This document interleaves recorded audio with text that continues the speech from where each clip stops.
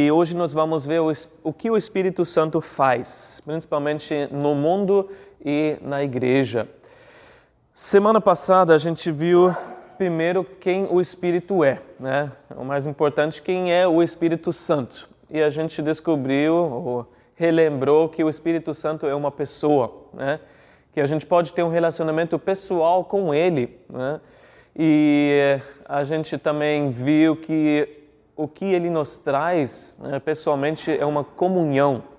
Eu falei, eu queria esse foco para essas nossas reuniões também sobre o Espírito Santo. Eu vou ler o versículo de 2 Coríntios 13, 14, que fala que a graça do Senhor Jesus Cristo, o amor de Deus e a comunhão do Espírito Santo estejam com todos vocês. Então, que a gente possa ter cada vez mais comunhão com o Espírito Santo através daquilo que a gente aprende aqui. O Espírito Santo é uma pessoa, mas a gente também viu que Ele é Deus, né? Ele é, na essência, igual a Deus o Pai e ao Filho. E hoje nós vamos ver, então, o que o Espírito Santo faz, e, em primeiro lugar, o que Ele faz no mundo. Vamos ler os versículos em João 16, os versículos de 8 a 11. João 16, de 8 a 11.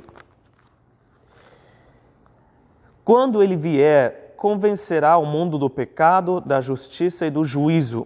Do pecado, porque os homens não creem em mim. Da justiça, porque vou para o Pai, e vocês não me verão mais. E do juízo, porque o príncipe deste mundo já está condenado. Quando Ele vier, Jesus prometeu o Espírito Santo, né? Ele já veio, né, no Pentecoste, Ele já está aqui. Quando Ele vier, não quer dizer que o Espírito não estava presente antes, né? No Antigo Testamento, por exemplo. Não quer dizer porque o Espírito é Deus, né? Ele sempre esteve presente em todo lugar, em todo momento. Não quer dizer que Ele não estava fazendo nada, né, antes de ser enviado sobre a igreja. Ele estava trabalhando sim, mas depois da ascensão de Jesus e no Pentecoste, o Espírito veio de uma forma nova, né? De uma forma diferente do que Ele estava sobre o mundo antes de Jesus ascender aos céus, para trabalhar na igreja e no mundo, né? E, claro, em nós também, que a gente vai ver a semana que vem, o que o Espírito faz em cada cristão. E graças a Deus que o Espírito Santo veio, né? Graças a Deus que Ele foi derramado sobre nós, sobre a sua igreja, porque Jesus ainda falou, é para o bem de vocês que eu vou embora, né? Os discípulos estavam todos perturbados, né, com medo, como que vai ficar? E Jesus falou, fiquem tranquilos, eu vou enviar o Espírito Santo e vai ser para o bem de vocês, vai ser melhor para vocês. Aliás, Ele falou em João 14, 12, digo-lhes a verdade, aquele que crê em mim fará também as obras que eu tenho realizado, fará coisas ainda maiores do que estas, porque eu estou indo para o Pai. Eu estou indo embora e vocês vão continuar essa obra aqui e vocês vão fazer coisas maiores. Mas como assim? A gente vai fazer maiores milagres do que Jesus? Não, né? Impossível. Jesus é Deus, Ele que faz os milagres e os maiores milagres que a gente vê nos evangelhos e ainda hoje. Mas o que Jesus quis dizer então? Ele não quis falar sobre a quantidade ou a qualidade, né, dos milagres, mas sobre a extensão, né? Não sobre maiores, né, a gente vai ressuscitar mais gente ou o que seja, mas sobre a extensão dos milagres. Porque Jesus, fisicamente presente aqui na terra, estava onde? Só em Israel, né? Na Galileia e na Judeia, naquelas regiões, pronto. Mas hoje, através do Espírito Santo, né, Deus está nos seus discípulos em todos os lugares do mundo. Está aqui no Brasil atuando, está na China, está no Afeganistão, que a gente tem visto bastante, que precisa de muitos milagres, né, lá nesse momento também. Jesus está presente através do seu Espírito em cada cristão. E assim a gente vai fazer, na extensão, muito maiores milagres do que Jesus conseguiu fazer fisicamente aqui enquanto estava na terra.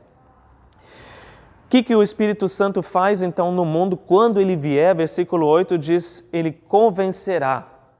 Ele convencerá do pecado, né, da justiça e do juízo. E cada um de nós tem a sua ideia quando vê, ele vai convencer do pecado, ele traz convicção do pecado. Imediatamente a gente pensa, ele vai trazer convicção sobre aquela mentira, aquele roubo, né, aquela fornicação, aquele ato de sei lá, imoralidade, pornografia, assassinato, o que seja, quebrou os 10 mandamentos, ele vai trazer a convicção. Mas o que diz aqui? Ele vai trazer, convencerá o mundo do pecado, versículo 9, porque os homens não creem em mim. Esse é o pecado que o Espírito Santo reprova no mundo, né? Esse é o único pecado por qual o mundo vai ser julgado, por não crer em Jesus. A questão mais importante não é qual o pecado, o exato pecado que você cometeu na sua vida, né? Foi o roubo, foi o assassinato, foi, sei lá, fornicação, foi adultério, foi não sei o quê. Mas o que você fez com Jesus? Essa é a pergunta principal. O que você fez com Jesus? Você recebeu a salvação em Jesus pela fé? Porque é isso que o Espírito Santo reprova no mundo. O pecado que não creem em Jesus. E o Espírito testifica dessa missão de Jesus que ele veio para salvar. João 3, 17 a 18, Jesus falou, pois Deus enviou o seu Filho ao mundo não para condenar o mundo, mas para que este fosse salvo por meio dele. Quem nele crê não é condenado, mas quem não crê já está condenado por não crer no nome do Filho unigênito de Deus. Jesus não veio para apontar o dedo, né? É isso que você fez e nos deixar nos nossos pecados. Mas ele veio para nos salvar, né? Se a gente crê nele, nós temos o perdão, nós temos a vida. O Espírito testifica disso. Jesus é a única salvação, é o único caminho. O Espírito sempre aponta para Jesus. E quem não crê em Jesus, condena a si mesmo. Porque quem rejeita Jesus abriu mão da sua única chance para a salvação, do único perdão que Deus oferece para nós. E essa é a blasfêmia contra o Espírito Santo, que a gente lê que não existe perdão para isso, né? Jesus fala, para todos os pecados tem perdão, menos a blasfêmia do Espírito Santo. Que o Espírito Santo vem e continua insistindo, né, convencendo o homem desse pecado, de não crer em Jesus. Mas se o homem resiste e não se rende a Jesus, o que vai acontecer? Ele não vai alcançar o perdão, não vai ter perdão e vai acabar morrendo em seus pecados e estar perdido para sempre. Por isso, Jesus fala, não existe perdão para esse pecado, porque é isso que o Espírito faz, convencendo do pecado de não crer em Jesus. A única solução é crer e confessar. Confessa com a sua boca aquilo que você crê no coração. Paulo falou em Romanos 10, 9, se você confessar com a sua boca que Jesus é o Senhor e crer em seu coração que Deus o ressuscitou dentre os mortos, será salvo. Então, crer e confessar. Eu creio em Jesus. Não de boca para fora, né, porque nunca adiantou fazer uma confissão não genuína, não sincera, né, porque Deus conhece o nosso coração. E mesmo se você, ou se alguém fala, eu creio em Jesus, quais os frutos da vida de uma pessoa assim? Em primeiro lugar, essa pessoa vai se submeter ao Senhor como o Senhor da sua vida, né? Jesus é o meu Salvador e é o meu Senhor. Eu sigo Ele, eu quero obedecer a Ele. E o fruto vai mostrar se uma confissão realmente é de verdade ou não. Então, em primeiro lugar, a única pergunta que a gente precisa se fazer, e a única pergunta que Deus, o Pai, vai fazer no último dia é: o que você fez com meu filho? Tudo se resume num relacionamento com Jesus Cristo. Você aceitou a provisão de Deus para o pecado? Você aceitou Jesus ou você rejeitou Jesus na sua vida? Essa é a questão que o Espírito Santo quer trazer para cada um. Em segundo lugar, ele convence da justiça, né? Se o pecado é fazer o que é errado, né, errar o alvo, a justiça é fazer o que é certo, acertar o alvo. Você acertar aquilo que Deus queria que a gente vivesse. E a Bíblia traz em vários lugares aquilo que acontece com os injustos. Por exemplo, 1 Coríntios capítulo 6, versículo 9. Vocês não sabem que os perversos ou os injustos não herdarão o reino de Deus? Então, aqueles que cometem pecado, não fazem a justiça, não vão fazer parte do céu, do reino de Deus. E aí segue uma lista lá em 1 Coríntios 6. Tem uma outra lista em Gálatas 5, quando Paulo fala das obras da carne. Tem uma outra lista em Efésios 5. Resumindo, quem não tem uma vida santa e justa não vai entrar no céu. Hebreus 12, versículo 14 ainda fala: sem santidade ninguém verá a Deus. Então, quem não tem uma vida santa e justa não vai entrar no céu. O que Jesus fala da justiça? Que justiça ele está falando? Ele fala da justiça, versículo 10, porque eu vou para o Pai e vocês não me verão mais. O que Jesus quis dizer? Qual a ligação? O que tem a ver a ascensão dele com a justiça de Deus? O que tem a ver? Tem a ver que Deus estava falando através da ascensão de Jesus que esse é um homem que pode entrar no céu. Esse que viveu uma vida santa assim, ele pode entrar no céu. Jesus exemplificou a justiça que Deus aceita.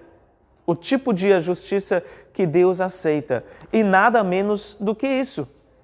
Então a gente não pode cair no engano pensando que qualquer pessoa que parece boa, sincera, vai entrar no céu de qualquer jeito, mesmo se não tiver um relacionamento com Jesus Cristo e aceitou Ele como Senhor e Salvador. A gente não pode entrar nem no engano de pensar: eu posso viver uma vida do jeito que eu quiser, eu posso viver segundo a minha carne, a minha vida toda, e mesmo entrar no céu no final da minha vida. A gente não pode entrar nesse engano, porque Gálatas 5 e Efésios 5 fala que não funciona assim. A gente não pode cair no engano e pensar que alguém vai ser salvo pelas boas obras. Mas faz muita coisa boa. Será que Deus não está vendo isso e vai deixar a pessoa entrar no céu? Bom, então você vai ter que ser tão justa e tão boa quanto Jesus. Quão justo Jesus era? 100%. A Bíblia nos fala em 2 Coríntios 5, 21, que Deus tornou pecado por nós aquele que não tinha pecado, para que nele nós tornássemos justiça de Deus. Quantos pecados Jesus cometeu? Nenhum. Nem em pensamento, nem em ação, nem em omissão ele cometeu algum pecado. Ele sempre agradou o Pai em tudo que ele fez. Então, se você quer entrar no céu à base das suas obras, você tem que ser sem pecado. E quem é sem pecado para entrar no céu? Ninguém. Nós já nascemos em pecado, nós somos pecadores. Mas esse é o único padrão da justiça que Deus aceita, perfeição. Todas as coisas boas que a gente pode juntar, Deus fala até em Isaías 64, versículo 6, que são como trapos imundos. O profeta fala: todos nós somos como impuros. Todas as nossas obras de justiça são como trapos imundos, são como panos sujos. E a única esperança que nós temos é colocar nossa fé em Jesus. Então o Espírito convence do pecado, da justiça e do juízo. Mais uma vez a gente pode ter a nossa ideia do juízo, né? Ele vai convencer do juízo sobre o homem, né? Sobre todo o pecado que ele cometeu, e realmente haverá o dia do juízo, né? Em que você vai ter que prestar conta de tudo que você fez. Só que ele não fala aqui de um juízo que está vindo, mas um juízo que já aconteceu. Qual o juízo que ele fala aqui? Do juízo, versículo 11, porque o príncipe deste mundo já está condenado. Já houve uma condenação que nós estamos vendo aqui. O que aconteceu? Satanás foi julgado. E onde na cruz.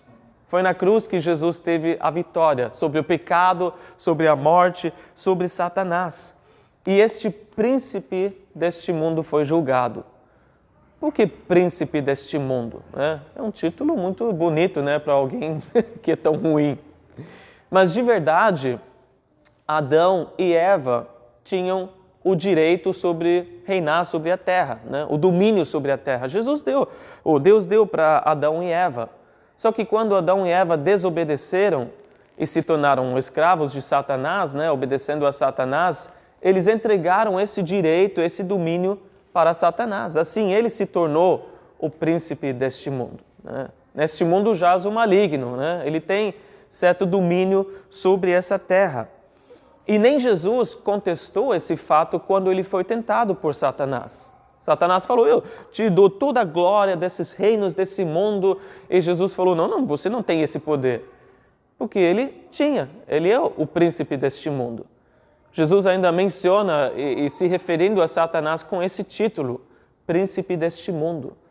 Mas ele não é coisa grande assim porque ele foi julgado.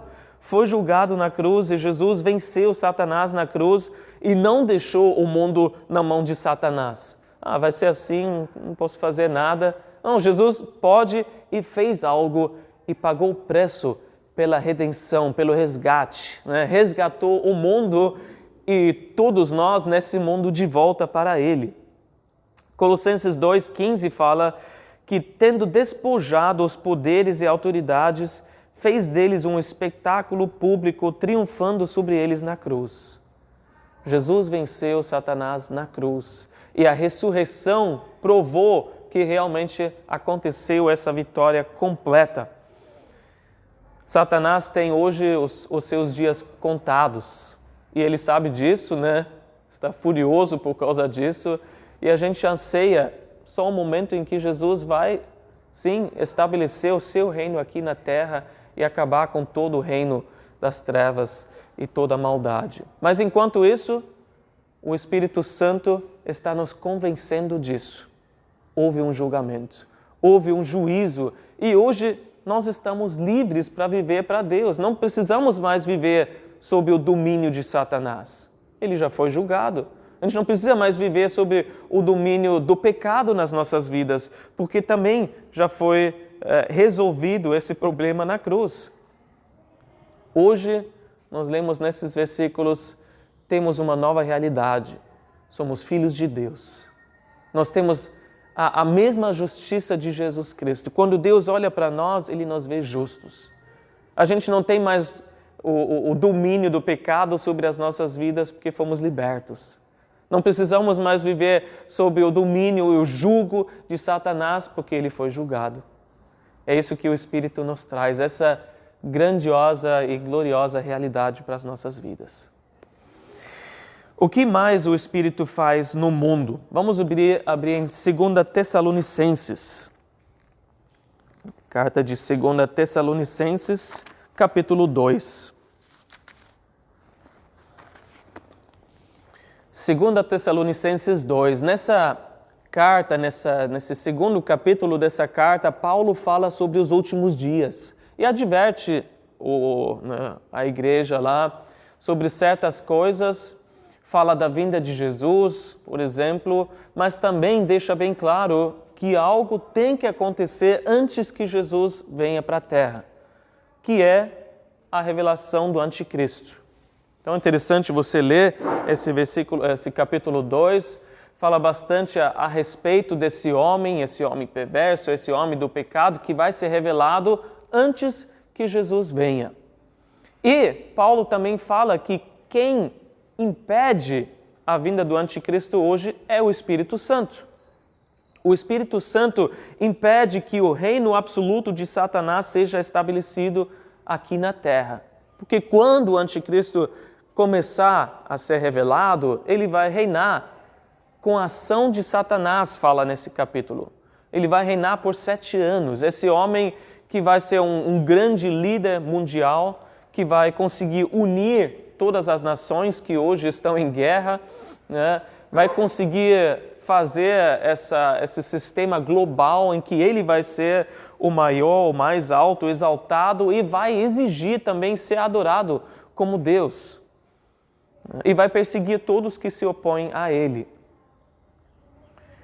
Mas eu gosto também do versículo 8, vocês podem ler comigo, que fala: então será revelado o perverso, a quem o Senhor Jesus matará com o sopro de sua boca e destruirá pela manifestação da sua vinda.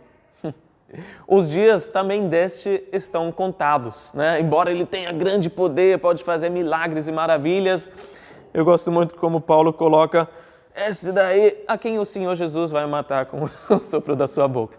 É fichinha para Jesus, né?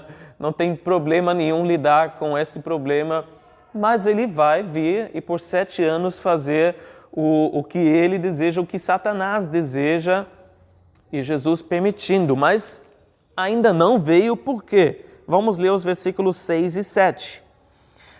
E agora vocês sabem o que está detendo, para que ele seja revelado no seu devido tempo. A verdade é que o mistério da iniquidade já está em ação, restando apenas que seja afastado aquele que agora o detém. Existe alguém que detém esse reino de Satanás ser estabelecido aqui. É a presença do Espírito Santo neste mundo. Mas a gente até vê que essa impiedade, essa iniquidade já está em ação. A gente até lê que o espírito do anticristo já está no mundo. É só olhar para a história, né? Tudo que já aconteceu até aqui. Teve muitas pessoas, ditadores, né, que exemplificaram certas características do anticristo. Hitler, Stalin, né, nas ditaduras deles, a guerra mundial, né, a segunda, primeira também, da mesma forma. Hoje, o presidente da Coreia do Norte, né, Kim Jong-un, e tudo que ele faz no país onde ele reina, né, a perseguição dos cristãos que a gente vê, a iniquidade está em ação também no dia a dia, no meio das pessoas, né? O egoísmo que a gente vê crescendo, o ódio, a divisão que a gente vê hoje nas pessoas, né? A imoralidade e a perseguição aos cristãos. Nesse século 20 e 21 foram perseguidos mais cristãos do que em todos os outros séculos juntos, em números. E a gente vê hoje que a sociedade já está caminhando cada vez mais para estar aberta, sendo condicionada para aceitar o sistema que o anticristo vai estabelecer nesse mundo. A gente lê na Bíblia que vai ser um sistema sem dinheiro, a gente está caminhando nessa direção. A gente lê que vai ser um reino global. O que a gente mais vê na mídia anunciando que você é um cidadão global, né? Você tem que pensar assim. E claro, para eles é harmonia, é paz, né? Todo mundo faz parte de uma grande família. Mas também nós estamos caminhando nessa mentalidade, nessa identidade que eles querem passar para você. E a perseguição aos cristãos, né, está cada vez mais aumentando. A gente vê que nós cristãos somos cada vez mais aqueles que atrapalham o avanço, né, aqueles que são uma pedra no sapato, porque a gente não se acomoda, né, com as ideias liberais, né, que a gente está vendo hoje em dia. A gente não está seguindo, né, o tipo de conformismo que a gente vê, porque a gente acredita que a Bíblia não erra. A gente acredita na inerrância da Bíblia. A gente não tolera tudo de forma inquestionada que outras pessoas aceitam e toleram. Existe até uma agenda contra nós fanáticos religiosos, né? Pessoas que acreditam que a Bíblia é a verdade. E assim vai caminhando. E a gente sente hoje como em pouco tempo as coisas podem mudar, né? Desde o começo da pandemia, a gente sabe que um dia você tem todos os seus direitos como cidadão, mas no outro dia você já pode perder certos direitos, né? O governo, num dia, te dá toda a liberdade, no outro dia começa a entrar e mexer com áreas da vida, né, da sociedade que antes não entrava, não fazia. Então as coisas podem mudar de forma rápida. E quem está impedindo essa hora de chegar é o Espírito Santo.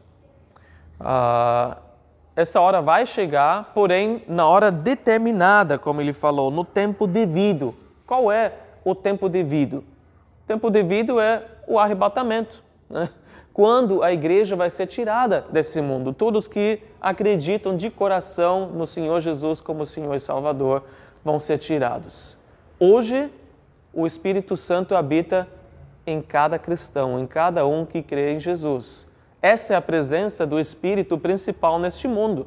Mas quando a igreja for retirada, essa presença, através de nós, essa presença vai ser tirada também. E aí, Satanás vai ter a liberdade que ele precisa para estabelecer o seu reino aqui nessa terra por 7 anos. Mas enquanto isso, ele não vai encontrar o espaço que ele quer para fazer tudo que ele quer fazer. Jesus falou, esses vão ser os dias mais terríveis que o mundo já viveu. Mas o Espírito está impedindo até que o mundo vai do mal para o pior ainda nesse momento. E nossa missão, enquanto isso, é o quê? A gente ainda está aqui. Nós devemos ser sal e luz. Nós precisamos pregar o Evangelho. E nós precisamos estar prontos para cada vez mais formas de perseguição aos cristãos também, enquanto a gente ainda está aqui. Então, Jesus, através do Espírito Santo, convence o mundo. Ele impede esse reino de Satanás ser estabelecido. E o que ele faz na igreja agora? Vamos focar no trabalho do Espírito Santo na igreja. No dia de Pentecoste, a gente já falou sobre isso, né? A igreja nasceu. O Espírito foi derramado sobre a igreja nasceu. E a igreja, quando dá ao Espírito o lugar devido, é sempre uma força dinâmica.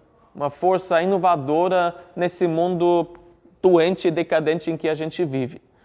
Quando o Espírito Santo não encontra o lugar devido na igreja, ela é fraca, ela não consegue fazer nada, né? Ela é apenas um clube social, uma organização de caridade, né? Que as pessoas podem até aplaudir, mas não vai fazer uma diferença real no mundo. Se torna ineficaz sem o Espírito Santo. E a primeira coisa que a gente vê no livro de Atos, né, no começo da igreja, no nascimento da igreja e nos primeiros anos da vida da igreja, é que era o Espírito que direcionava a igreja em tudo. Antes do Espírito era Jesus, né? Quem estava no comando quando Jesus estava na terra? Ele direcionava. Jesus falava para onde ir, o que fazer, né? O que eles deveriam crer. Jesus falava isso. E hoje Jesus continua direcionando a sua igreja através do Espírito Santo. E uma das coisas que a gente vê no livro de Atos é que a igreja direcionada pelo Espírito é uma igreja aberta para todos. Por que eu digo isso? Porque no começo da igreja, vocês podem ler que ela era muito exclusivista, né? Muito exclusivista, porque não abraçava todo mundo. Não tinha gentios na igreja, né? Era exclusivamente de judeus. Eles mal acreditavam que Jesus poderia salvar alguém fora, né, do judaísmo. E para qualquer um que era gentio e dizia, eu aceitei Jesus, eles olhavam meio torto, né? Não aceitavam muito bem, se aceitavam de alguma forma. Guardavam até as boas novas para si mesmo. Ficavam lá em Jerusalém, né? Debaixo dos cobertores em Jerusalém, quentinho, gostoso, né? Enquanto Jesus fala, vão para o mundo inteiro falar do Evangelho, das boas novas. Precisava de uma perseguição para que todos fossem, né, sair da cidade de Jerusalém. E, na verdade, até os apóstolos continuaram ali e não aconteceram tão grandes coisas, enquanto Jesus estava, através do Espírito Santo, em tantas outras regiões agindo, porque simplesmente eles saíram e obedeceram ao mandamento de Jesus de ir para todas as nações. Foi assim até que o Espírito falou para Pedro. Ele teve aquela visão, aquele momento, talvez vocês lembrem, que ele viu um lençol descendo do céu cheio de animais impuros. E o Espírito falou para ele, o Senhor falou, mate e coma. E Pedro falou, não, isso é totalmente contra as tradições judaicas, tudo que a gente conhece, né? Ele resistiu e mais 2 vezes foi assim. E Deus falou para ele, não chame impuro ao que Deus purificou.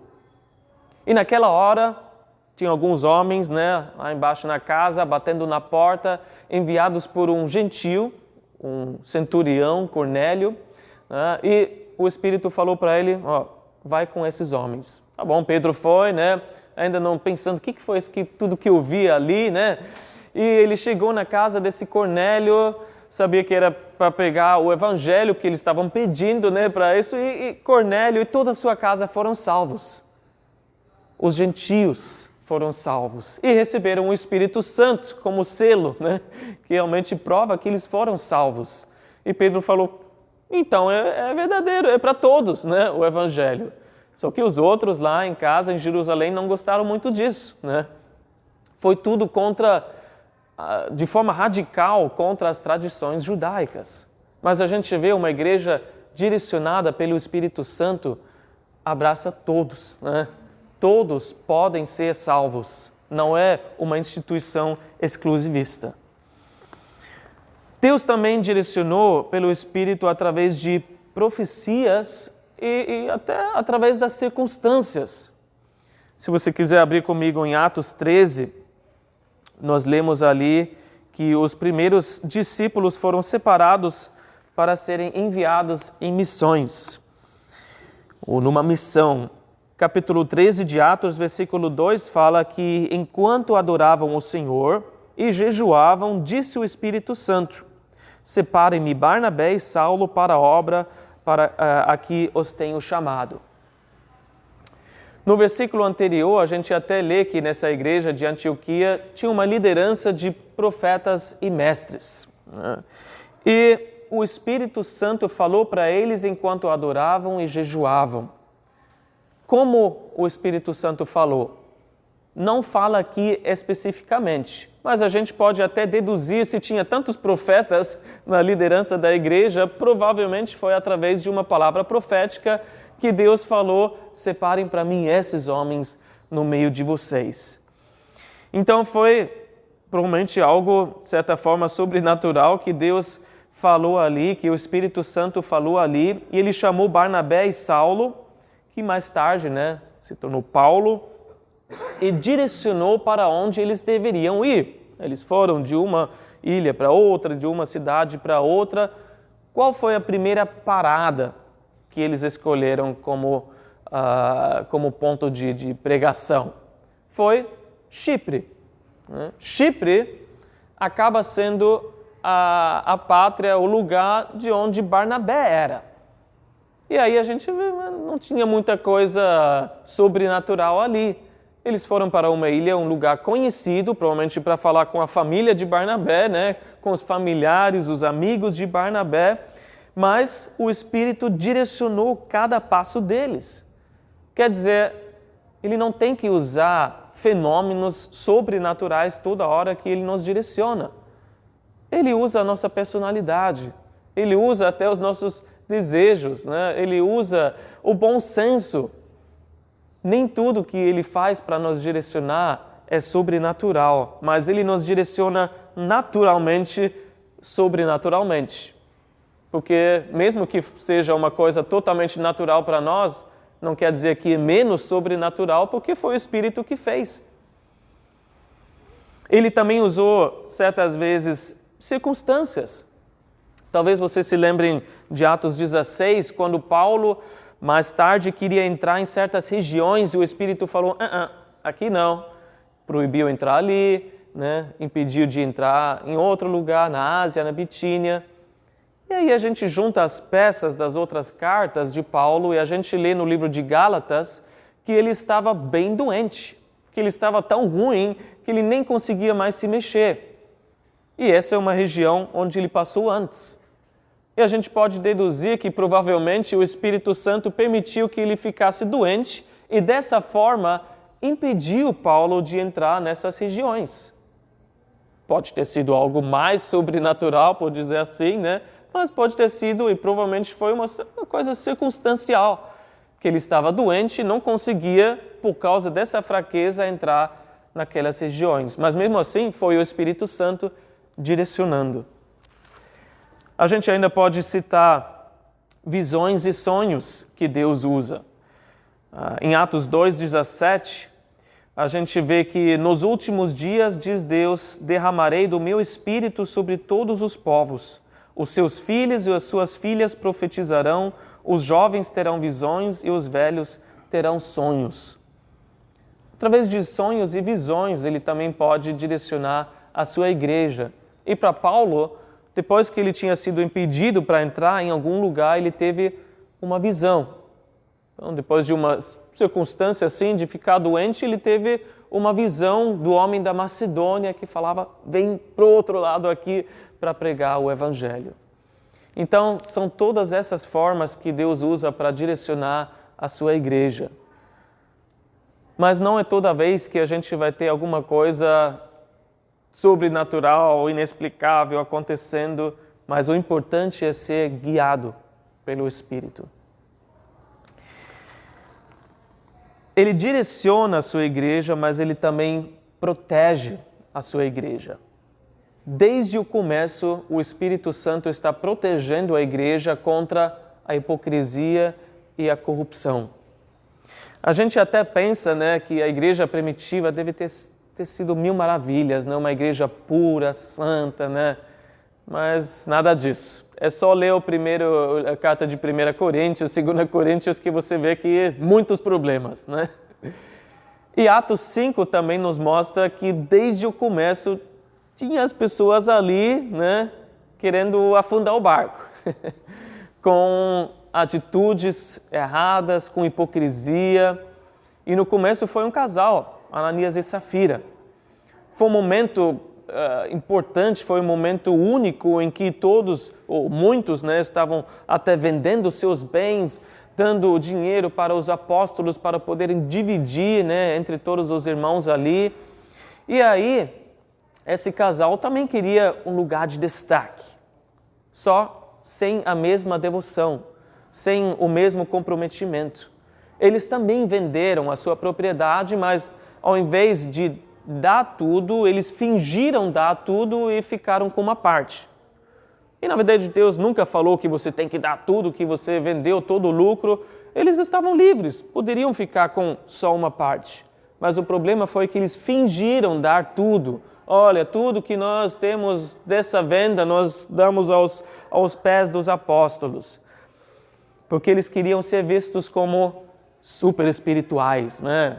Tão espiritual quanto um Barnabé que fez uma coisa assim e outros.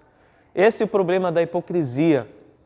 Quando a gente quer aparecer, né, que a gente tem muita devoção e muito comprometimento e muita santidade, sem a realidade no coração, sem a realidade na prática na nossa vida. E como foi um momento crucial da igreja, o começo da igreja, o Espírito não permitiu que esse problema passasse impune. E os dois caíram mortos e a igreja foi purificada dessa forma naquele momento. Um pouco mais tarde, em Atos 8, nós lemos de um Filipe que, por causa daquela perseguição, foi para uma região da Samaria e ali começou a pregar, muitos foram salvos, inclusive a celebridade daquela região, Simão, o mago, ele se juntou aos discípulos, até chegou a se batizar, né? Mas quando os apóstolos então vieram de Jerusalém, orando pelas pessoas ali para receber o Espírito, impondo as mãos, ele percebeu, é assim que se passa o poder para as pessoas. Deve ser um truque mágico, né? Ele, como mago, conhecia muita coisa, deve ser por causa da imposição das mãos. E ele falou, eu quero esse poder. E ofereceu dinheiro, né, a Pedro. Como que eu faço para comprar? Me fala o valor que eu tenho, né? Me dá esse poder. E o Pedro, pelo Espírito, mais uma vez o Espírito protegeu a igreja contra essa corrupção. Contra todos aqueles que acham que com dinheiro conseguem alcançar um lugar de destaque, um lugar de poder. E se vocês soubessem todas as sujeiras e a corrupção que acontece nas igrejas hoje em dia, dá nojo, né? Porque muito dinheiro é envolvido, trocas, compras, vendas e tudo mais. Aliás, simonia é até um termo que fala de vendas de cargos eclesiásticos, né? Que sempre aconteceu, mas principalmente na Idade Média, e foi uma das práticas que mexeu muito com Martinho Lutero. Foi uma das causas por qual ele escreveu as 95 teses e fixou ali na porta da igreja, e depois começou a reforma. Porque a igreja naquela época estava dando, você quer ser bispo ali, você quer ser, né, padre ali, quanto você paga? Eles vendiam os cargos eclesiásticos na época. Simonia, aquilo que Simão o Mago queria fazer. O Espírito direciona, protege, mas também edifica a sua igreja. O Espírito quer trazer uma apreciação cada vez maior de Deus para nós, do seu amor, o que Jesus fez por nós, quem Jesus é. E Ele faz isso para nos edificar. Em 1 Coríntios 14, 3 fala, quem profetiza o faz para edificação, encorajamento e consolação dos homens. Profetizar também é simplesmente falar a palavra de Deus. E a gente, através da palavra de Deus, o Espírito Santo falando conosco através dela, traz edificação, encorajamento e consolação para os homens. E Ele quer fazer isso através de todos nós, todos os membros da sua igreja. Mas Ele também escolhe os líderes certos para que, através da liderança de cada igreja, possa fluir essa edificação e encorajamento e consolação. Em Atos 20 e 28, a gente vê que Paulo falou, cuidem de vocês mesmos e de todo o rebanho sobre o qual o Espírito Santo os colocou como bispos. O Espírito Santo tem que colocar os líderes certos para que haja uma edificação, né? Para que as ovelhas possam crescer e não sejam simplesmente maltratadas e roubadas. As 7 cartas, as cartas às 7 igrejas no livro de Apocalipse, também em cada carta, Jesus fala, aquele que tem ouvidos, ouça o que o Espírito diz às igrejas. E aí algumas igrejas precisavam mais de edificação, outras mais de advertências, outras mais de consolo, e o Espírito Santo sabe que palavra a igreja precisa. Eu oro que cada vez essa necessidade seja suprida através dessas pregações aos domingos, mas de todas as formas que a necessidade que nós mais temos hoje seja suprida e que o Espírito Santo possa falar palavras pessoais, né, individuais para nós também. Tudo isso explica o sucesso da igreja primitiva. Ali no começo que a gente vê, a igreja foi direcionada, foi protegida e foi edificada pelo Espírito Santo. A liderança escolhida e ordenada pelo Espírito, tanto que em 30 anos, apenas 30 anos de igreja, a gente lê, na verdade, várias coisas acontecendo, várias coisas boas, mas um testemunho dessas está em Colossenses 1, versículos de 5 a 6, onde diz, por todo o mundo este evangelho vai frutificando e crescendo. Por todo o mundo. O mundo conhecido naquela época, o evangelho tinha se espalhado em 30 anos. E isso sem transporte moderno, sem a tecnologia de comunicação que a gente tem, internet, smartphone e tudo mais, sem aviões, né, sem trens. Foi dessa forma primitiva que a gente diria hoje, porém pelo poder do Espírito Santo. A grande tragédia, porém, é quando a igreja para de depender totalmente do Espírito Santo. E nada contra, a gente pode fazer estudos demográficos, a gente pode fazer um levantamento para como melhor alcançar aquela comunidade, né? A gente pode fazer de tudo, ter uma certa filosofia de ministério, mas nada disso, qualquer esforço do homem não vale nada se a gente não depender totalmente do Espírito Santo. Na nossa vida individual e como igreja e tudo que a igreja fizer. A gente precisa ser direcionado por Ele, entregar as rédeas na mão do Espírito Santo.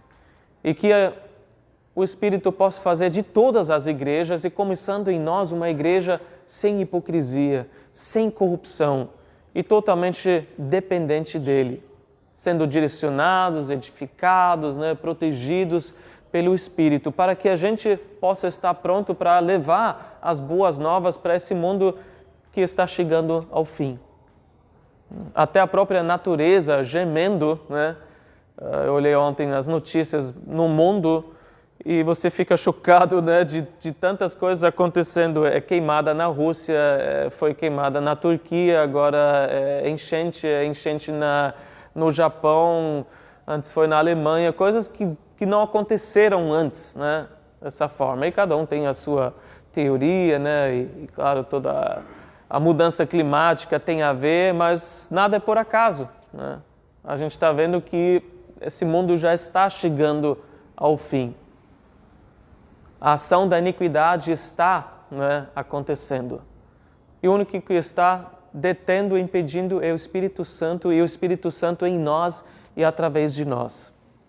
Então, que a gente possa assumir o nosso lugar e assumir a nossa responsabilidade no tempo que resta, que a gente não sabe quanto é. Mas se Paulo falou, agora esse momento já está cada vez mais próximo, 2000 anos atrás, quanto mais nós hoje, né? Esse momento está cada vez mais próximo. Então vamos orar que a gente possa ser esses vasos vazios que o Espírito possa encher e que através da nossa vida pessoal com o Espírito, através da nossa comunhão com o Espírito, a gente possa unir, né? Nos unir como igreja e ser essa força dinâmica para salvar o máximo possível, né, nesse tempo que nós ainda temos. Vamos orar.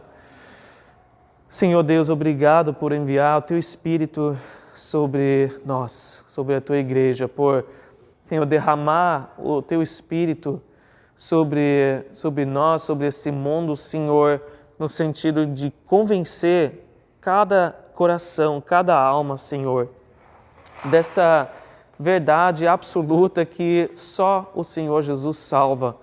Em Ti está a salvação, não é outro nome dado aos homens debaixo do céu por qual nós devemos ser salvos. E obrigado por cada um aqui, Senhor, que já experimentou essa salvação. Mas não paramos, Senhor, no dia da nossa salvação, mas avançamos. Nós continuamos crescendo, Senhor, em santidade, em conhecimento, Senhor. E também no nosso relacionamento com o Teu Espírito Santo. E que a gente possa ter cada vez mais comunhão com o Espírito, que Ele possa encontrar em nós cada vez mais espaço para fazer tudo o que Ele quer fazer. Senhor, sabemos que os Teus planos são bons, maravilhosos, Senhor, e que sem Ti não podemos fazer nada. Sem o Espírito, a igreja é nada, Senhor. É apenas algo superficial. Mas nós queremos ir mais profundo, Senhor, no nosso relacionamento contigo, mas também com a obra que Tu queres fazer através de nós. Às vezes, Senhor, somos ainda muito ignorantes em relação às coisas espirituais e a direção que Tu nos queres dar, Senhor. Então, nessa semana, Senhor, nos faz mais sensíveis à voz do Teu Espírito Santo, à direção do Teu Espírito Santo, Senhor. Que mesmo aquelas coisas pequenas que a gente sente que a gente deve falar ou deixar de falar, Senhor, ou talvez tomar um passo de ousadia e fazer algo que é diferente daquilo que nós estávamos acostumados, Senhor, talvez quebrando com certas regras humanas, Senhor, com o politicamente correto, Senhor, com as tradições com as quais a gente se acostumou, mas não necessariamente tem a ver com a Tua vontade pela nossa vida, Senhor, que a gente possa estar sensível a esses momentos, Senhor, e simplesmente obedecer. Simplesmente pela fé seguir aquela direção, sabendo que lá na frente Tu tens algo preparado que não poderia acontecer de outra forma, a não ser usando nós, a Tua igreja, em obediência e submissão a Ti. Nos dá essas experiências, Senhor, essa semana contigo. Pequenas, Senhor, e cada vez maiores, para que a gente possa fazer essa diferença no mundo. Usa nós, Senhor, e obrigado por nos dar essa oportunidade, por nos escolher, por nos encher e por nos perdoar, Senhor, e nos capacitar para toda boa obra. A Ti seja todo louvor, toda honra, em nome de Jesus. Amém.